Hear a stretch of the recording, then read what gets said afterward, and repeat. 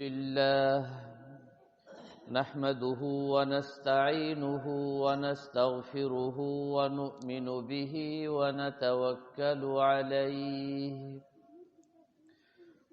ونعوذ بالله من شرور أنفسنا ومن سيئات أعمالنا من يهده الله فلا مضل له ومن يضلله فلا هادي له ونشهد أن لا إله إلا الله وحده لا شريك له ونشهد أن سيدنا ومولانا محمدا عبده ورسوله صلى الله تعالى عليه وعلى آله وصحبه وبارك وسلم تسليما كثيرا كثيرا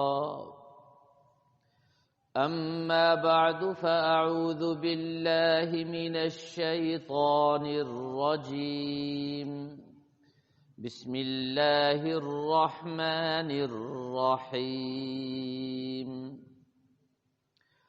وأما بنعمة ربك فحدث صدق الله العظيم وبلغنا رسوله النبي الكريم ونحن على ذلك لمن الشاهدين والشاكرين والحمد لله رب العالمين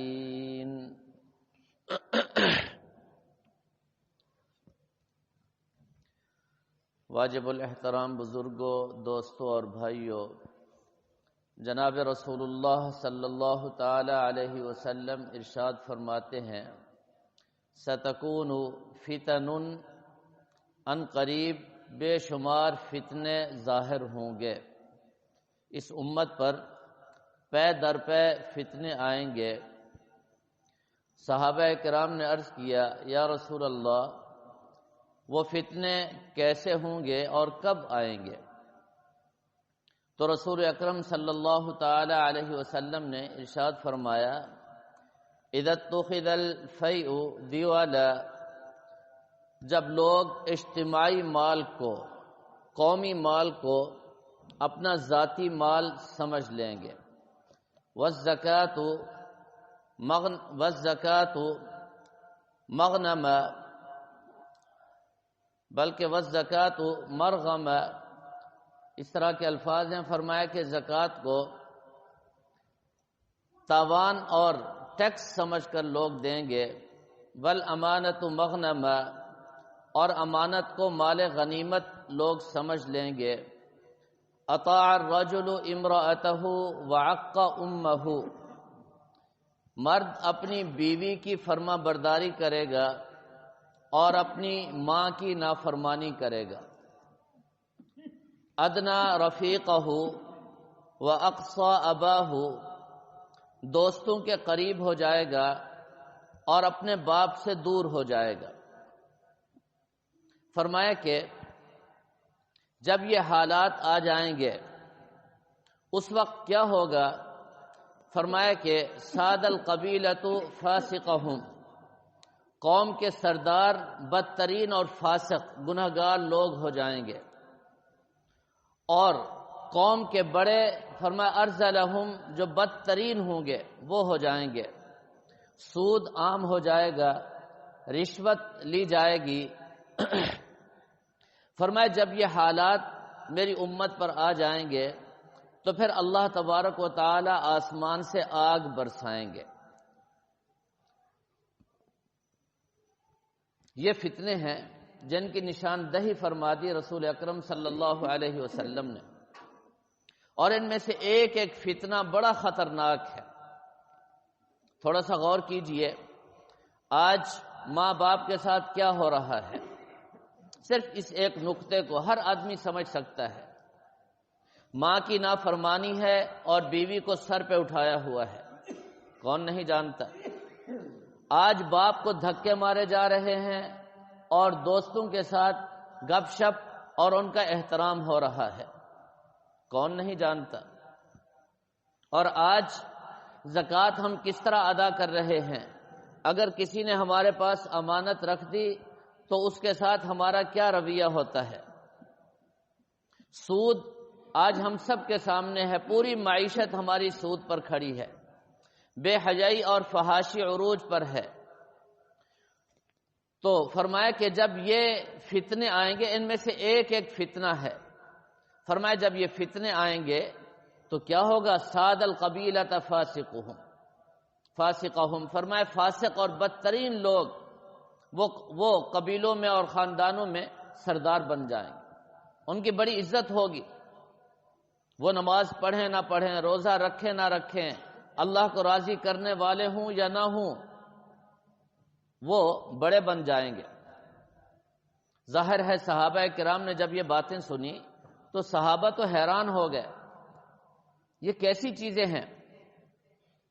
صحابہ کرام نے عرض کیا مل مخرج یا رسول اللہ، اس سے نکلنے کا راستہ کیا ہے؟ یہ امت کیسے بچے گی؟ رحمت عالم صلی اللہ تعالی علیہ وسلم نے بڑے عجیب الفاظ ارشاد فرمائے کہ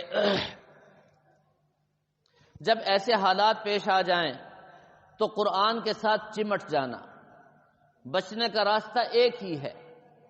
فرمایا قرآن پاک کے ساتھ اپنا تعلق مضبوط کر لینا، انہو ذکر حکیم، فرمایا کہ یہ اللہ تبارک و تعالی جو حکیم ہے اور جن کا ایک ایک فیصلہ محکم ہے، فرمایا اس کتاب اللہ میں اس اللہ کا ذکر ہے، اس حکیم اور محکم ذات، محکم فیصلہ کرنے والی ذات کا ذکر ہے۔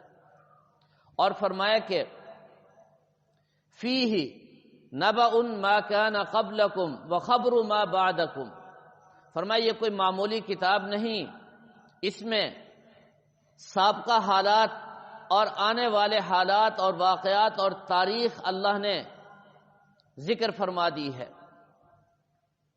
اور فرمایا کہ انہو حبل اللہ المتین، یہ اللہ کی بڑی مضبوط رسی ہے۔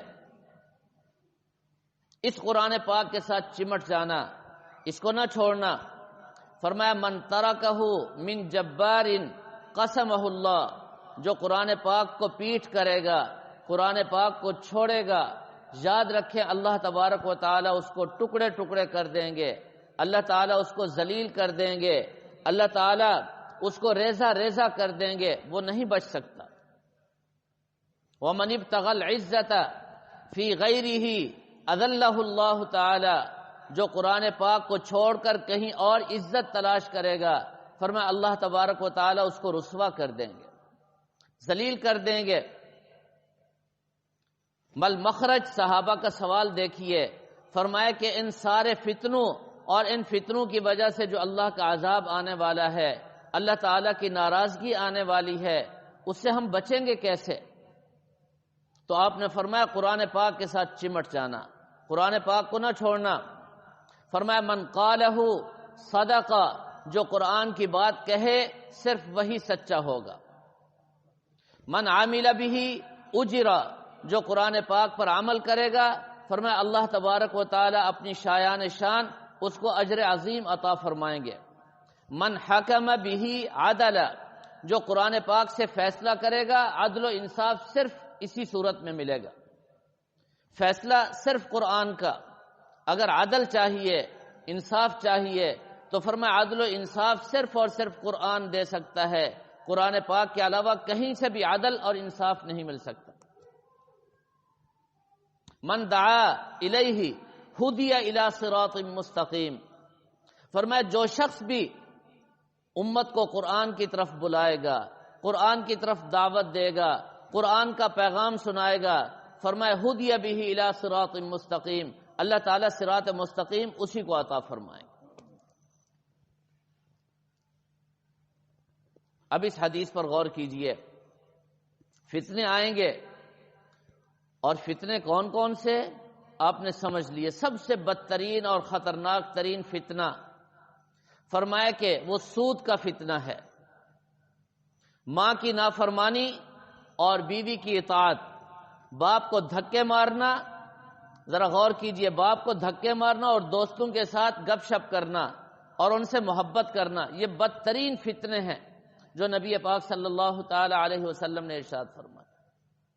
اب ان سے نکلنا، اس کا راستہ بالکل متعین اور واضح فرما دیا، فرمایا قرآن پاک کے ساتھ چمٹ جاؤ۔ ایک اور حدیث میں حضرت معاذ بن جبل رضی اللہ تعالیٰ عنہ کو رحمت عالم صلی اللہ تعالی علیہ وسلم نے فرمایا، معاذ آج قرآن اور حکومت ایک ساتھ ہیں، قرآن اور حکومت ایک ساتھ ہیں۔ اس کا کیا مطلب ہے؟ فرمایا کہ حکومت قرآن کے تابع ہے، جہاں قرآن ہے وہیں حکومت ہے، اور جہاں حکومت ہے وہیں قرآن ہے، ایک ساتھ چل رہے ہیں دونوں۔ فرمایا ایک وقت آئے گا یہ دونوں جدا جدا ہو جائیں گے، حکومت ایک طرف اور قرآن پاک ایک طرف ہو جائے گا۔ ذل حیث ما زالہ القرآن، فرمایا جہاں قرآن گھومے تم قرآن کی طرف گھوم جانا، حکومت کو نہ دیکھنا، قرآن کے پیچھے پیچھے چلنا۔ حکومت کیا کرتی ہے اس کی پرواہ نہ کرنا۔ ایک وقت آئے گا حکومت ایک طرف ہوگی، قرآن دوسری طرف ہوگا۔ ان الفاظ پر غور کیجئے۔ اور آج ہم سب کے سامنے یہ سارے فتنے آج ہم اپنی آنکھوں سے دیکھ رہے ہیں، اور ایسے حالات میں رحمت عالم صلی اللہ تعالی علیہ وسلم نے پیشین گوئی ارشاد فرما دی، فرمایا ساد القبیلۃ فاسقہم، آج ہمارے سردار، ہمارے حکمران، ان کا حلیہ اور ان کی صورت بھی نبی پاک صلی اللہ تعالی علیہ وسلم نے بتا دی، آج وہ سامنے ہے ہمارے، اور یہ بات بھی ہم اپنی آنکھوں سے دیکھ رہے ہیں۔ حکومت ایک طرف جا رہی ہے، قرآن دوسری طرف جا رہا ہے۔ ایسے حالات میں رحمت عالم صلی اللہ تعالی علیہ وسلم نے اپنی امت کو جو پیغام دیا، جو دعوت دی، فرمایا حکومت کے پیچھے نہ چلنا، قرآن کے پیچھے پیچھے چلنا۔ جہاں قرآن جائے وہاں تم نے جانا ہے، قرآن کو نہیں چھوڑنا، حکومتوں کو چھوڑ دینا ہے۔ فرما دیا من ابتغى العزت فی غیرہ اذلہ اللہ، اگر تمہارا خیال ہے کہ وہاں عزت ملے گی، فرمایا نہیں، وہاں تو ذلت ہی ذلت ہے۔ فرمایا عزت ساری کی ساری اللہ نے قرآن میں رکھ دی ہے، عزت اس کو ملے گی جو قرآن کے ساتھ چلے گا، حکومت کے ساتھ نہیں۔ اب قرآن پاک اصل چیز ہے، بنیادی چیز ہے۔ قرآن کسے کہتے ہیں؟ ہمارے طلباء پڑھتے ہیں مدرسے میں، فقہ بھی پڑھتے ہیں، اصول فقہ بھی پڑھتے ہیں۔ اصول فقہ میں قرآن کی تعریف کیا کی گئی ہے؟ اللفظ والمعنی جمیعا، قرآن پاک کے الفاظ اور قرآن پاک کا معنی، یہ دونوں چیزوں کا مجموعہ قرآن کہلاتا ہے۔ قرآن پاک کے جو الفاظ ہمیں نظر آ رہے ہیں یہ اور ان کے معانی، ان دونوں کا مجموعہ قرآن کہلاتا ہے۔ اگر کوئی شخص الفاظ تو قرآن کے لے اور معنی قرآن کا نہ لے، اپنا معنی، یہ بھی قرآن کا منکر ہے۔ کیوں؟ قرآن صرف الفاظ کا نام نہیں، قرآن الفاظ اور معنی بھی اللہ کے اور الفاظ بھی اللہ کے۔ جو الفاظ ہم پڑھتے ہیں وہ الفاظ بھی اللہ تعالیٰ نے جو دیے وہی پڑھیں، ایک لفظ بھی بدل نہیں سکتے، اور قرآن کا معنی بھی وہی جو اللہ نے ارشاد فرمایا۔ اپنی طرف سے کوئی معنی اگر کریں گے تو وہ بھی گمراہی ہے، وہ بھی قرآن کا انکار ہے۔ لفظ کو بدلنا بھی قرآن کا انکار، اور معنی کو بدلنا بھی قرآن کا انکار ہے۔ یہ بڑا اہم مسئلہ ہے، اس کو ذہن نشین فرما لیجیے۔ اب الفاظ تو آپ کو نظر آ رہے ہیں، معنی کہاں ہے؟ یاد رکھیں، قرآن کا معنی رسول اکرم صلی اللہ علیہ وسلم نے ارشاد فرمایا، قرآن کا معنی رسول اکرم صلی اللہ علیہ وسلم نے ارشاد فرمایا، اپنی طرف سے نہیں، قرآن کہتا ہے ما ينطق عن الهوى، میرے پیغمبر اپنی مرضی سے نہیں بولتے، ان هو الا وحی یوحى، جو بھی بولتے ہیں ہم وہی کرتے ہیں تو بولتے ہیں۔ اب وحی کی دو قسمیں ہو گئیں، ایک وحی مطلوب اور ایک وحی غیر مطلوب، ایک وحی جلی اور ایک وحی خفی۔ وحی جلی تو یہ الفاظ قرآن ہیں، اور وحی خفی وہ نبی کا فرمان ہے، وہ بھی وحی ہے۔ اس بات کو سمجھیں، جو اللہ تعالیٰ کے الفاظ ہیں وہ وحی جلی ہے، اور جو نبی کے الفاظ ہیں وہ قرآن کا معنی ہے، دراصل اس کو وحی خفی کہتے ہیں۔ دونوں وحی، الفاظ بھی وحی کے ذریعے آئے اور ان کا معنی بھی وحی کے ذریعے آیا۔ اب الفاظ بھی محفوظ اور معنی بھی محفوظ ہے۔ اب کیسے محفوظ ہے، ذرا اس پر غور کیجئے۔ دو تین مثالیں عرض کرتا ہوں۔ قرآن کے الفاظ بھی محفوظ، آج تک اور قیامت کی صبح تک قرآن پاک کی نہ زبر کو بدلا جا سکتا ہے نہ زیر کو بدلا جا سکتا ہے۔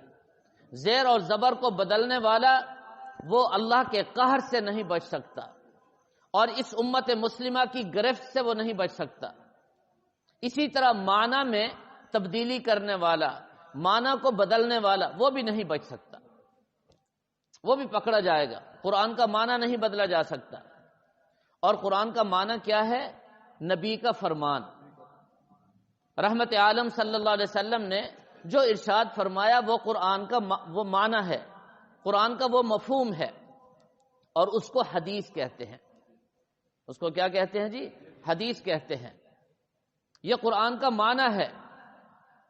چنانچہ آپ بخاری شریف کو اٹھا لیں، شروع سے لے کر آخر تک جو بھی باب قائم کیا امام بخاری نے، اس باب کے تحت پہلے قرآن کی آیات لائے، پھر حدیثیں لائے، بتا دیا کہ یہ جو حدیثیں آ رہی ہیں یہ انہی آیات کی تفسیر ہے، یہ انہی آیات کا معنی ہے۔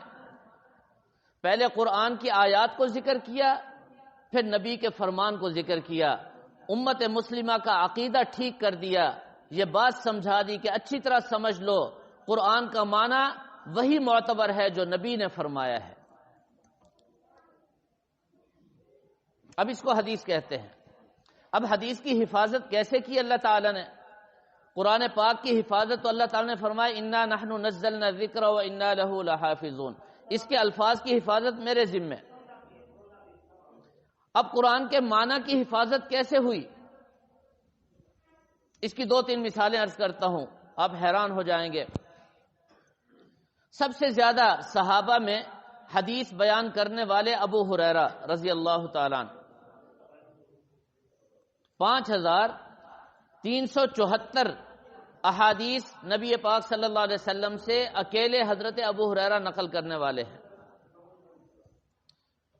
ایک دفعہ مروان نے، جو مدینہ کے گورنر تھے، حاکم تھے، ابو ہریرہ کو بلایا، فرمایا ادھر بیٹھ جاؤ۔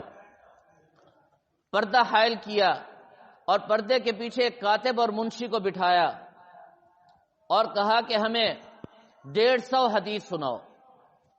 ابو ہریرہ نے 150 حدیثیں سنا دی، اور ایک ایک حدیث کو کاتب نے لکھ لیا۔ پورے 1 سال کے بعد پھر ابو ہریرہ کو بلایا، آ جاؤ۔ حضرت ابو ہریرہ تشریف لائے، فرمایا بیٹھ جاؤ ادھر، وہ جو پچھلے سال تم نے حدیثیں سنائی تھی وہ دوبارہ سناؤ۔ اور کاتب کو پھر پردے کے پیچھے بٹھایا اور کہا کہ ذرا دیکھتے جاؤ کہیں فرق تو نہیں آتا۔ کہتے ہیں کہ 1 سال کے بعد ابو ہریرہ نے وہی 150 حدیثیں سنائیں، ایک حدیث تو دور کی بات، ایک حرف اور ایک لفظ کا بھی فرق نہیں ہوا۔ یہ حدیث کی حفاظت ہے، یہ دراصل قرآن کے معنی کی حفاظت ہے۔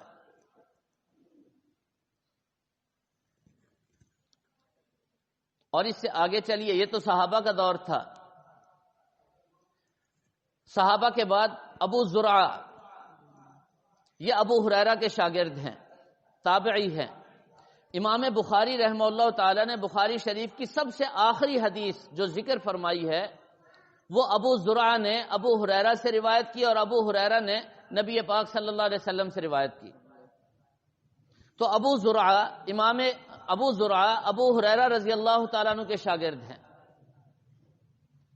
ایک دفعہ لوگوں نے کہا حضرت ہمیں حدیثیں سناؤ۔ 1,00,000 احادیث سند اور متن کے ساتھ ایسے سنائی جیسے قل هو اللہ لوگوں کو یاد ہوتی ہے۔ 1,00,000 کہنا آسان ہے، 1,00,000 احادیث سند اور متن کے ساتھ، سند بھی، راویوں کے نام بھی، یہ حدیث میں نے فلاں استاد سے، اور اس نے فلاں استاد سے، اور اس نے نبی پاک صلی اللہ علیہ وسلم سے، اور یہ حدیث میں نے فلاں استاد سے، اس نے فلاں استاد سے، اور اس نے نبی پاک صلی اللہ علیہ وسلم سے، ایک ایک راوی کا ذکر،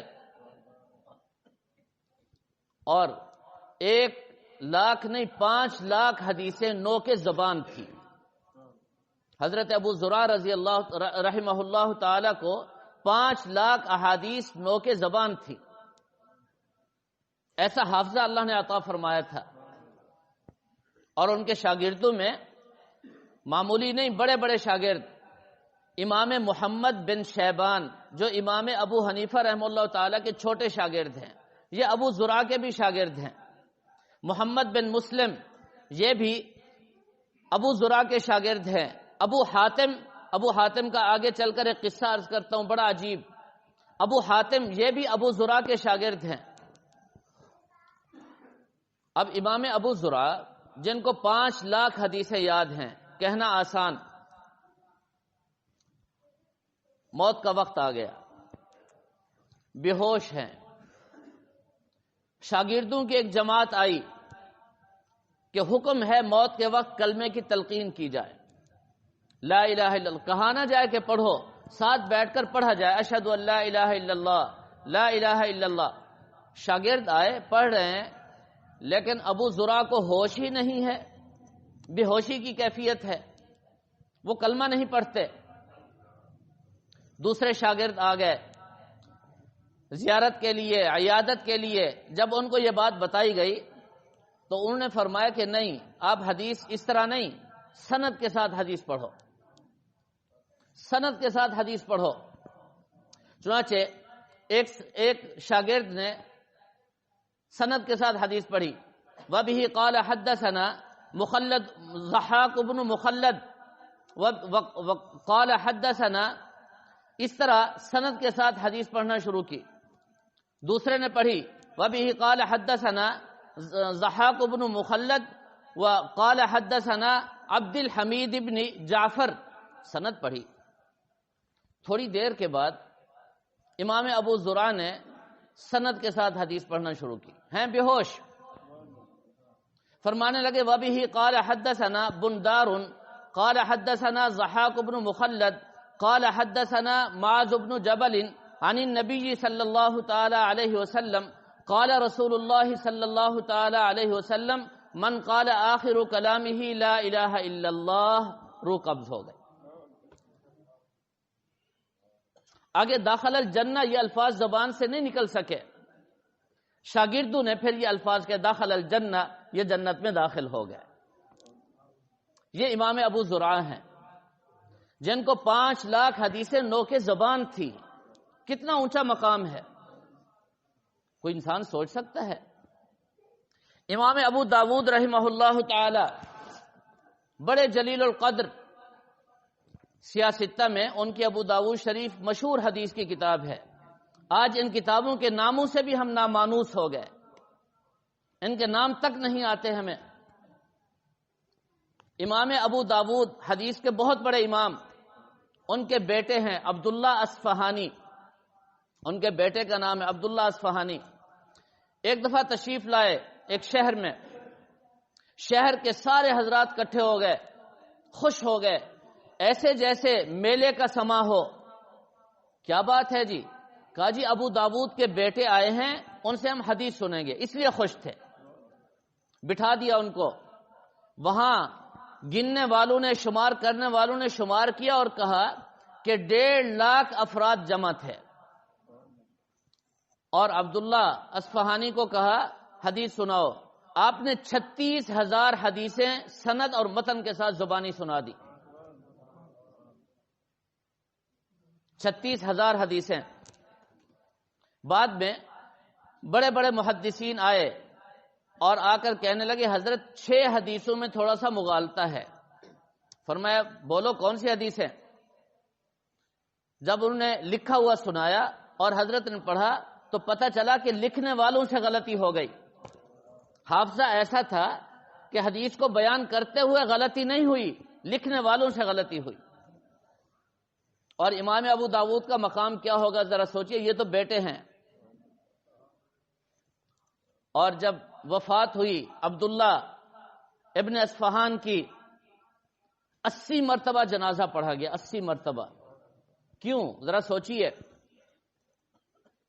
کوئی وسائل نہیں تھے، اطلاع کے ذرائع نہیں تھے، جنگل میں آگ کی طرح یہ خبر پھیلی. اتنا بڑا مجمع وہ جنازہ پڑھ کے نکلا، اتنا مجمع اور آ گیا. وہ جنازہ پڑھ کے نکلا، اتنا مجمع اور آ گیا. وہ جنازہ پڑھ کے نکلا، اتنا مجمع اور آ گیا. 80 مرتبہ جنازہ پڑھا گیا، تب بھی لوگ ختم نہیں ہوتے تھے. آج حضرت مفتی ظفرعلی خان کا جنازہ دیکھا آپ نے، اور ادھر عاشق رسول علامہ خادم رضوی کا جنازہ دیکھا آپ نے. اور امام احمد ابن حنبل کے الفاظ ہیں، یہ تو ان کے بیٹے کا جنازہ میں بتا رہا ہوں، 80 مرتبہ پڑھا گیا اور لوگوں کا جم غفیر تھا. حضرت امام احمد ابن حنبل فرماتے ہیں یہ جنازے فیصلے کیا کریں گے، حق کیا ہے اور باطل کیا ہے، سچ کیا ہے جھوٹ کیا ہے. فرمایا کہ ہمارے جنازے تمہیں بتائیں گے.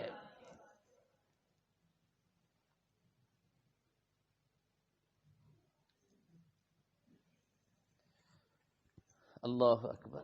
امام ابو یوسف رحمہ اللہ تعالی جو قاضی القضات تھے، امام اعظم امام ابو حنیفہ رحمہ اللہ تعالی کے بڑے شاگردوں میں ان کا شمار تھا. موت کا وقت ہے، لوگ عیادت کے لیے آ رہے ہیں، محدثین بھی اور فقہا بھی. تشریف لائق صاحب، موت کا وقت قریب ہے. فرمایا کیا کرتے ہو تم؟ عرض کیا فقہ کا مشغلہ ہے. فقہ کا، یہ فقہ کیا چیز ہے انشاءاللہ اگلے جمعہ عرض کروں گا. عرض کیا فقہ کا مشغلہ ہے. فرمایا اچھا اتنا بڑا کام کرتے ہو تم، یہ بتاؤ شیطانوں کو جو رمی کی جاتی ہے حج کے موقع پر، کنکریاں ماری جاتی ہیں، یہ پیدل افضل ہے، سنت ہے، یا سوار ہو کر؟ تو اس نے کہا پیدل. امام ابو یوسف نے فرمایا غلط. پھر اس نے کہا سوار ہو کر؟ فرمایا نہیں یہ بھی غلط ہے. عرض کی حضرت آپ ارشاد فرما دیجئے، آپ ارشاد فرما دیجئے. فرمایا سنت یہ ہے پہلے شیطان کی رمی پیدل، اور دوسرے شیطان کی رمی بھی پیدل، اور تیسرے شیطان کی رمی سوار ہو کر کے کرنا سنت ہے. فرمانے لگے وہ جو بزرگ آئے تھے الحمدللہ حضرت کی خدمت میں آیا، شریعت کا ایک مسئلہ معلوم ہو گیا، اور یہ مسئلہ بیان کرتے ہی روح پرواز کر گئے. اب اس سے اندازہ فرمائیں امام ابو زرع کا انتقال کیسے ہوا. وہ حدیث صرف حدیث نہیں، سند کے ساتھ جب حدیث پڑھی ہوش ٹھیک ہو گئے، سند کے ساتھ حدیث پڑھی روح قبض ہو گئی. ساری زندگی مشغلہ یہی تھا، سند اور متن، حدیث کو پڑھنا، سننا اور سنانا. موت کے وقت بھی وہی کلمات زبان سے نکلے. اور امام ابو یوسف ساری زندگی مشغلہ کیا تھا؟ فقہ کے مسائل، فقہ کو سمجھنا. میں رات ایک کتاب پڑھ رہا تھا، ہمارے امام اعظم امام ابو حنیفہ رحمہ اللہ تعالی نے قرآن اور حدیث سے 12,90,000 مسائل نکالے. قرآن اور حدیث سے 12,90,000 مسائل نکال کر کے ایک بہت بڑی جماعت کے سامنے پیش کیے. فرمایا ان پر غور کرو، یہ قرآن اور سنت کے مطابق ہے. اور 50 افراد کی جماعت جو بڑے بڑے محقق علماء پر مشتمل تھی، انہوں نے تحقیق کی، ایک ایک مسئلہ قرآن اور سنت کے مطابق تھا.